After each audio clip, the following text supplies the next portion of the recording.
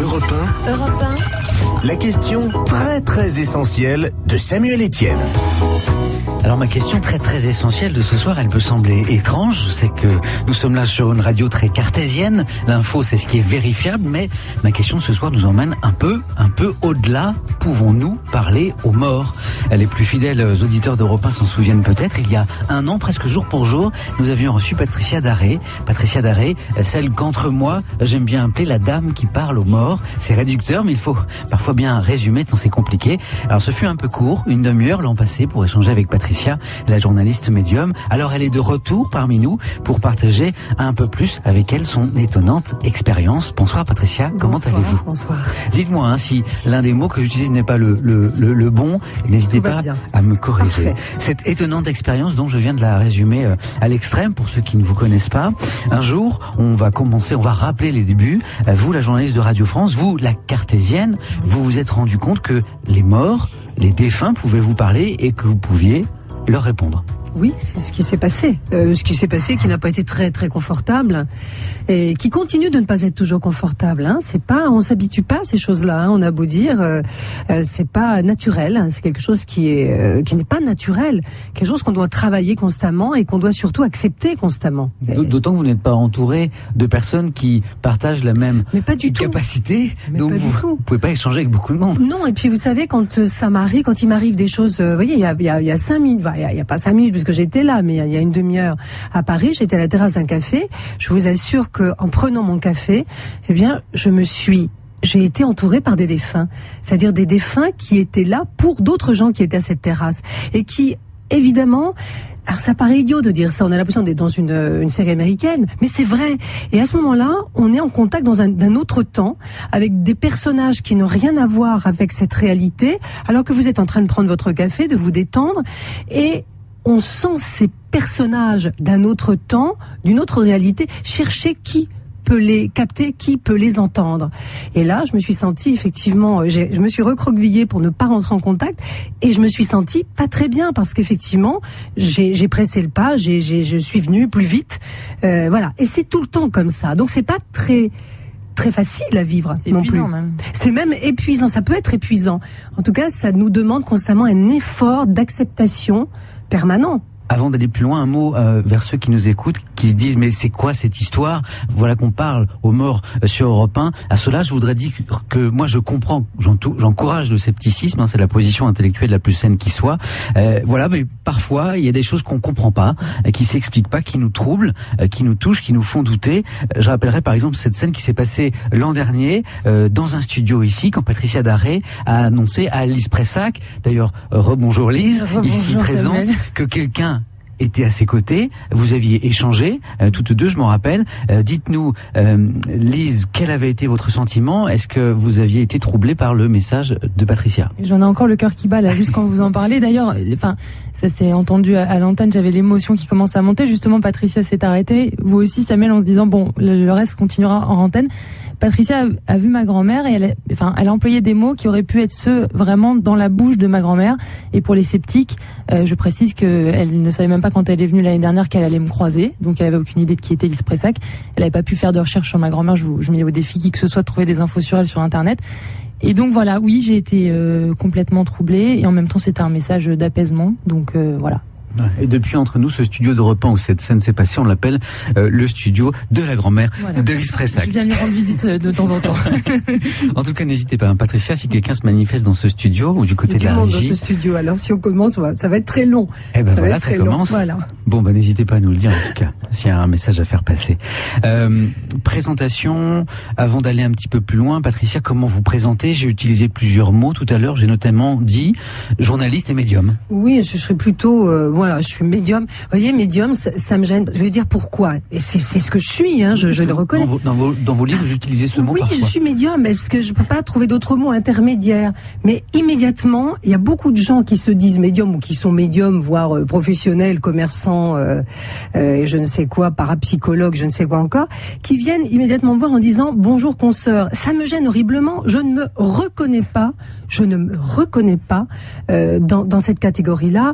D'abord, je fais pas de commerce. D'abord, je continue de dire que c'est quelque chose, c'est une aventure qui arrive comme ça à un humain et il doit chercher à savoir ce que ça veut dire plutôt que d'essayer de commercer. Parce qu'on l'a pas encore dit, vous ne commercez pas absolument pas. Votre don. Hein, bah oui, c'est on va dire c'est une possibilité que j'essaie de comprendre plus que de développer, de comprendre à chaque fois. Et je me reconnais pas dans cette catégorie de gens qui viennent à moi très étranges, très déconnectés, très éthérés, me parlant avec un langage oriental, avec des chakras, des je ne sais quoi. Et tout à coup, je suis obligée de dire, mais attendez, moi je veux pas faire partie de ça, et je le dis, je ne me reconnais pas. Je ne parle pas le même langage qu'eux, je n'ai pas la même fonction et je n'ai pas non plus le même but dans cette aventure. Vous avez votre voix à vous. Je m'interroge aussi sur vos missions très très vite. Vous êtes rendu compte de ce don. Je sais que vous aimez pas parler de don, on en parlera tout à l'heure. Oui, cette possibilité. Vous faites possibilité. Elle vous avait été accordée pour 2 missions. Alors dites-moi si je résume trop ces 2 missions. Aider les esprits à se libérer vers des dimensions, on va dire supérieures, et passer des messages aussi aux familles endeuillées. Alors effectivement, le mot mission, c'était un petit peu présomptueux parce que c'est vrai que c'est on va dire une possibilité qu'on a et autant l'utiliser. Passer des messages, oui, c'est-à-dire que si je rentre dans un espace-temps qui est pas le mien d'un seul coup parce que quelqu'un c'est en train de de devenir à moi et quelqu'un qui fait pas partie de notre temps, je vais écouter ce qu'il a à dire, pourquoi il est là. Donc il va me demander, c'est cette personne, ce personnage d'un autre temps, quelquefois en 2D, souvent en 2D, je ne vois jamais en 3D, va me parler et me dire des choses, soit à transmettre, soit à savoir pour la suite ou de mon existence ou de l'existence de quelqu'un d'autre. Donc, je suis réceptive. Au début, je bloquais tout, je disais, je ne veux pas entendre ces choses-là, je ne comprends pas, ça me perturbe. Maintenant, je suis réceptive, je dis, ok, j'écoute, et puis ensuite, je transmets. Alors, mission, je ne sais pas, en tout cas, fonction, je veux dire, parce que mission, ça fait un peu, je suis missionné, vous ne l'êtes pas, je suis élu. Oui, ça fait un peu super-héros. Ça fait un petit peu super-héros, j'aime pas du tout, on n'est pas. C'est une fonction, oui. Une fonction. Cette capacité que vous évoquez, est-ce une capacité de très rares individus ou est-ce que tout le monde l'aurait un peu mais pas forcément développé? Je crois qu'on l'a tous pas développé. Évidemment, nous sommes tous faits de la même façon. On a tous ces capteurs, cette manière d'appréhender les réalités. Il n'y a pas une réalité mais des réalités. D'ailleurs, chacun d'entre nous a sa réalité qui ne correspond pas avec celle de l'autre. Souvent, on ne voit pas les mêmes choses au même moment, on ne les voit pas de la même façon. Et je crois que nous sommes tous capables de cela. Certains le développent, soit par des chocs, soit par des maladies, soit par ce qu'on appelle des morts cliniques ou des NDE, j'allais dire. Mais ça, c'est un langage un peu plus spécialisé dans l'ésotérisme. Mais c'est quelque chose qu'on porte potentiellement en soi et qui va à un moment ou à un autre ou se déclencher ou jamais, ou commencer à insuffler des petites informations comme ça au fur et à mesure de l'existence. Patricia, votre expérience de vie, vous les avez racontées dans 2 livres déjà, Un souffle vers l'éternité et Les lumières de l'invisible, chez Michel Lafon. Et je crois que vous préparez un 3e livre. En fait, il est prêt, il doit sortir là, à la rentrée. Oui, absolument, le 25 septembre. Un livre un peu différent, c'est un petit peu différent, où je vais raconter évidemment encore quelques expériences, mais là, j'ai eu envie d'autre chose pour ce 3e livre. Je me suis dit, c'est bien beau, raconter comment on voit les morts, qu'est-ce qui se passe de l'autre côté, mais moi, je suis pas dans ce monde je suis cartésienne et il me manque des cartésiens dans le livre à côté de moi. Et puis, au début, il y a cette envie de votre part de comprendre, et vous nous le racontiez l'an dernier déjà, d'aller vers la science. Oui, de comprendre comment ça fonctionne, comment ça marche, comme disait un de nos ex-confrères. Comment ça marche, voilà. Donc je suis allée frapper à la porte de certains scientifiques pour leur demander si tout cela était raisonnable ou complètement pathologique. Voilà. Vous voulez savoir si vous étiez folle ou... Exactement. Mais ça, j'ai une petite idée là-dessus déjà, je ne dirais pas plus, mais... Et en fait, c'est très complexe. Les réponses sont très complexes. Vous n'avez pas une réponse mais pas une réponse. En fait, vous allez voir dans le livre, c'est très intéressant parce que on avance beaucoup avec la physique quantique. Donc, j'ai rencontré un physicien qui s'occupe de physique quantique, qui travaille pour la NASA. Et qui a confronté. Alors, et c'est très étrange parce qu'il m'est arrivé, je n'étais pas du tout prévu. Je le rencontre et il m'arrive évidemment d'avoir une expérience paranormale au même moment où je le rencontre. C'est-à-dire pour lui, c'était pas du tout prévu. Donc un proche de cette personne? Pas du tout, un scientifique décédé il y a pas mal d'années que je ne connaissais pas d'ailleurs et qui lui transmet une équation. Alors évidemment, pour, si vous voulez, lui, ça a déjà changé pas mal sa vision des choses et ça l'a fait beaucoup réfléchir. Ouais. Voilà. Alors est-ce que c'était fait exprès ou pas, je ne sais pas. Mais en tout cas, ça a été une rencontre assez forte, assez riche, qui a un petit peu transformé aussi sa vision. La physique quantique nous fait beaucoup avancer en ce moment. Mais le problème, c'est qu'on parle beaucoup de physique quantique, beaucoup de livres sortent, beaucoup de livres de vulgarisation qui vont un peu dans tout et n'importe quoi. Ouais. C'est ça le problème. Dès qu'on vulgarise, ça devient quelquefois très vulgaire, dans tous les sens du terme. Donc là, je voulais quelque chose d'assez. Je voulais pas que quelqu'un dise comme moi, ni approuve tout ce que je disais. Je voulais que quelqu'un me dise ce qu'il en pensait avec sa science et avec ses capacités de compréhension. Alors, sans révéler tout ce qu'il y a dans le livre, qu'est-ce que, au final, dit ce physicien de votre capacité? Alors, il explique, lui, que, effectivement, on va dire que c'est possible. Voilà, c'est possible, parce que ma question était tout simplement de savoir, est-ce qu'on peut communiquer avec un défunt qui est mort il y a tant d'années, Oui. aujourd'hui, dans la même réalité en fait dans laquelle je me trouve, à cheval sur 2 dimensions. Eh bien, il a fait une démonstration qui prouve que la physique aujourd'hui, la physique quantique, nous amène à cette réponse que c'est possible. Déjà, ça, c'est une ouverture extraordinaire, parce qu'après, ça nous laisse un champ. Moi, je ne voulais pas donner de réponse dans ce bouquin. Je ne voulais pas qu'on me donne une réponse. Je voulais juste inviter à la réflexion. Ce qui ne m'indispose le plus, ce sont les gens qui sont fermés. C'est-à-dire qui ne veulent pas en entendre parler, pour lesquels rien n'est possible.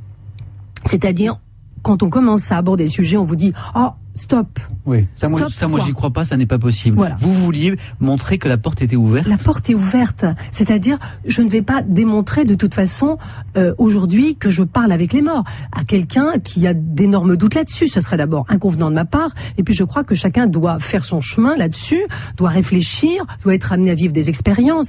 Mais ce que je voulais, c'est que chacun se dise « Mais alors élémentaire, mon cher Watson, ça peut être comme ça aussi. » C'est peut-être possible. C'est peut-être possible. Patricia, vous parliez donc de ce physicien de physique quantique. Oui, donc. de physique quantique, Massimo Teodorani, un Italien. Et vous êtes confronté à d'autres scientifiques pour votre livre? Alors, j'ai voulu rencontrer une psychanalyste qui est très intéressante parce que c'est une psychanalyste qui s'appelle Luce Janin-Villard et qui a écrit pas mal de bouquins et qui est assez ouverte mais quand même très psychanalyste. Et moi je me suis demandé toujours, à chaque fois que j'avais affaire à une expérience paranormale, quelle était la frontière entre l'esprit, on va dire, de la psyché tel qu'on le définit en psychologie, et l'autre partie de l'esprit qui est capable d'aller dans une autre possible dimension.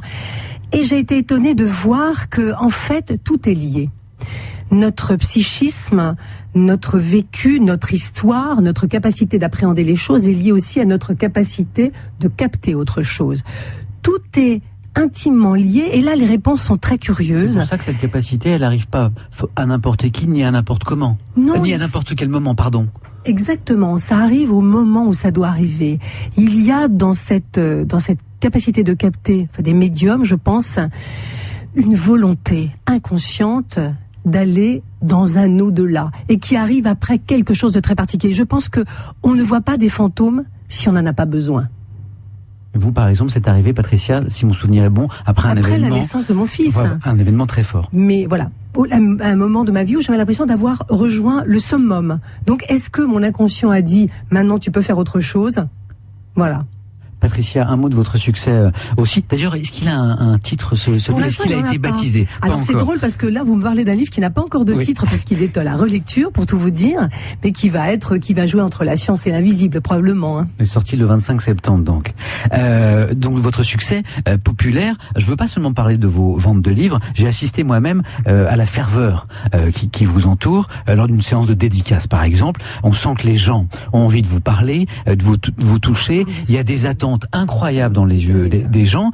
C'est impressionnant, c'est presque effrayant. C'est presque effrayant. Moi, ça me fait peur et ça me fait beaucoup de peine aussi, parce que beaucoup de gens pensent qu'en venant me voir, ils vont avoir la réponse, comme le petit gobelet qui tombe de la machine à café. Et ça, c'est terrible. Ou alors la guérison.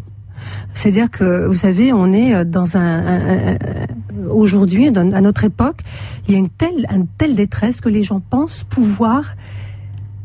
Ils ne pensent pas au chemin à faire. On veut la réponse tout de suite. Ici et maintenant, on est dans une société de consommation qui nous a enseignés à avoir tout de Et suite. ils vous voient comme une promesse de réponse Exactement, de à leurs réponse questions. immédiate. Et si on leur dit, mais vous savez, il faut cheminer une guérison, il faut la construire, la guérison. Ah oui, mais ça va être long. Combien de temps? C'est ça, en fait. Il faut complètement, je pense, nous réadapter et réenseigner les bonnes bases pour une vie saine et sereine. Et les gens qui viennent me voir sont dans une détresse parce qu'ils ont tout perdu, le bon sens et le sens de cette vie saine et sereine, en fait. C'est ça. Alors, les gens qui nous écoutent doivent se demander de quoi nous parlons Eh ben ce oui, soir. Justement, moi je parlais des sceptiques tout à l'heure, Patricia. Je répète, moi c'est une position intellectuelle que je respecte, que j'encourage même plutôt le scepticisme. Qu'est-ce que vous leur répondez aux sceptiques, ceux qui viennent vous voir, et ça doit arriver d'ailleurs, et vous dites, Patricia Zaré, vous êtes un charlatan. Qu'est-ce que vous leur dites? Bon, d'abord je leur répondrai charlatan. Pourquoi? Parce que je vends rien. Et enfin bon, je fais un livre, d'accord. Vous allez me dire, ah oui, bah elle vend des livres. Ouais, mais enfin, voilà, si vous connaissez un éditeur qui donne gratuitement, je veux bien aussi. C'est pas le problème. Je fais pas de business avec ça. Charlatan, non. Et je dis, vous êtes sceptique, vous avez raison. Parce que le scepticisme reste une barrière formidable contre justement la charlatanerie, et elle est dans n'importe quoi. Et je préfère avoir affaire à des gens sceptiques, bien avec la tête sur les épaules, avec lesquels on peut discuter, qu'avec les gens qui croient en tout, qui partent dans n'importe quoi, et qui sont victimes de n'importe qui. Et qui attendent tellement, comme ceux que vous nous avez un peu décrits tout à l'heure. Exactement, et qui attendent tout. Et attendre le miracle. Ça, je dois dire que ça m'angoisse beaucoup. Donc les sceptiques, je leur dis, écoutez, moi je vous dis ce que je vis, je n'ai aucune raison de vous mentir parce que je vois pas ce que ça m'apporte de vous mentir.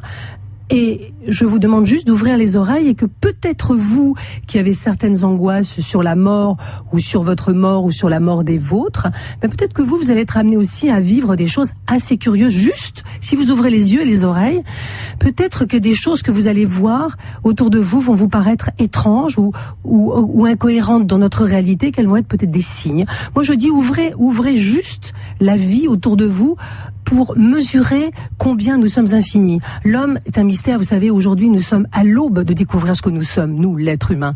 On n'en sait rien encore. On est à l'aube de le découvrir. Il faut encore un long parcours, une longue journée pour savoir de quoi nous sommes capables. Donc, restons ouverts. Voilà. Je parlais des sceptiques, allons à l'inverse maintenant, vous l'expliquez très bien dans vos livres, comment subitement, vous nous l'avez rappelé, le proche disparu de quelqu'un avec qui vous êtes en train de parler vous apparaît, vous parle, parfois avec un message. Comment réagissent-ils ceux à qui vous annoncez justement un message de l'au-delà pour eux? Quels sont les types de réactions? Certains, ça doit quand même sacrément les ébranler, les secouer. Mais bien sûr, c'est pour ça qu'on ne dit pas, on annonce les messages d'une façon un peu soft quelquefois, parce que quelquefois il y a des pleurs. Quelquefois, il y a un mutisme total. Des gens sont choqués. Il y a un refus aussi. Il y a des gens qui veulent pas entendre. Ils disent non, moi je peux pas. Et souvent quand même, dans la grande majorité, c'est un changement de vie. Là, on me dit, vous m'avez changé ma vie. C'est souvent ce que j'entends. Ça a changé ma vie. Maintenant, je sais qu'il est là, je sais qu'elle est là, donc ça change tout. Je sais que le jour où je vais mourir, je vais retrouver des gens, que la mort n'existe pas et que tout est ouvert, tout est possible. Et quand on parle, je ne parle pas d'au-delà en tant que médium, que spirit, je ne parle pas d'au-delà en tant que religieux, je suis laïque et je n'ai pas de religion. Donc je parle juste d'une autre dimension, celle peut-être qu'étudient les physiciens en ce moment. Les physiciens dans la physique quantique sont en train d'étudier les autres univers. Notre conscience part dans une autre dimension. Et là, nous nous retrouvons, nous, sous d'autres formes, sous une forme énergétique. Je parle même pas de réincarnation, parce que je suis pas là-dedans du tout. Mais on se retrouve, on ne se quitte jamais. Et du coup, ça vous arrive de ne pas délivrer un message quand vous sentez que la personne quand je sens que les gens sont pas, que je peux choquer, le recevoir. oui. Ou pas, j'attends un peu. Quand je sens que ça peut provoquer un véritable traumatisme, je ne le fais pas. Ça dépend de la sensibilité des gens et de leur capacité à encaisser. C'est pas toujours facile d'encaisser ce genre de choses. Patricia, j'ai recueilli le témoignage de personnes que vous avez rencontrées et qui sont senties après cette rencontre extrêmement apaisées. Mais du coup, moi j'essaye d'imaginer votre quotidien. Vous devez être harcelé de demandes. Oui. Comment vous faites pour gérer? Je ne sais pas comment je fais. Je ne fais plus. Je n'y arrive pas. Je ne gère pas. Je suis harcelée de demandes. J'ai des gens à ma porte tout le temps. Je rentre le soir, il y a des gens qui Ça doit attendent. être un enfer. Enfin, j'essaie de me mettre à votre place. Quelquefois, je suis fatiguée. Oui, je suis très fatiguée, c'est vrai. Mais j'ai beaucoup de mails, j'ai beaucoup de coups de fil. Il y a des gens qui viennent à ma porte tout le temps parce qu'ils sont dans un désarroi total et je ne peux pas fermer ma porte aux gens qui sont dans un désarroi total. Donc ma vie est très remplie tout le temps. Et c'est vrai que les mails, par exemple, les demandes, je réponds plus parce que je peux pas, quand on a dépassé les 20 000 mails de demandes au secours, de cris au secours et de demandes d'aide, on peut pas. Et jamais vous en avez marre de cette capacité? Jamais vous vous dites, je préférais ma vie d'avant, non, j'aimerais bien. J'en ai marre, oui. Des fois, je hurle et je leur dis à ceux qui sont de l'autre côté, et je leur dis, j'en ai marre, fichez-moi la paix. Laissez-moi tranquille. Laissez-moi regarder ma série en mangeant mon chocolat, et fichez-moi la paix. Et souvent, oui, j'ai besoin, et c'est pour ça que je suis quelqu'un de rationnel et de cartésien, et que j'ai besoin de me ressourcer en étant terriblement terrienne. Moi, je suis pas du tout dans une philosophie végétarienne, méditation, etc. Pas du tout. Je suis extrêmement terrienne et extrêmement normale et, j'allais dire, extrêmement banale. Extrêmement banal, ce sera le mot de la fin, même si je ne suis pas d'accord. Un grand merci, Patricia Darré, merci à vous de nous avoir rejoint ce soir pour ce deuxième épisode, donc de Patricia Darré sur Europe 1. Et voilà, alors peut-être à l'année prochaine, effectivement. Et je rappelle que votre prochain ouvrage, qui n'a donc pas encore de titre, sort le 25 septembre prochain. Ce sera votre 3e livre. Le Club de l'été. 20h, 21h30. Samuel Etienne.